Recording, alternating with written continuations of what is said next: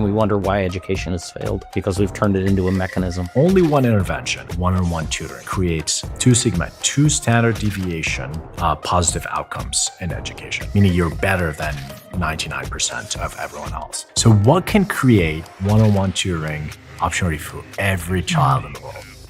AI.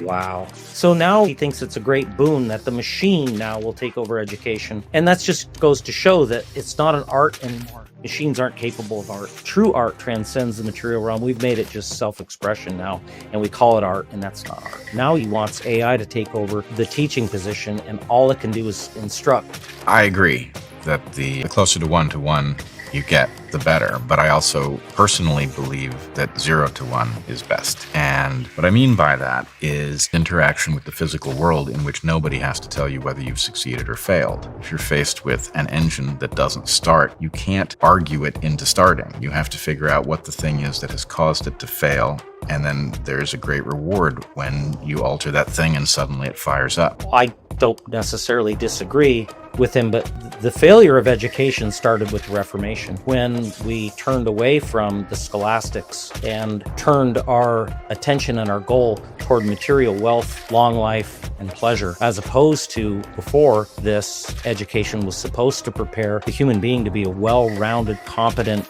human being, cultivating virtue. We have to look at ourselves as like seeds, and we have to cultivate those seeds so we can blossom and bloom and ultimately flower in heaven. That's gone from education.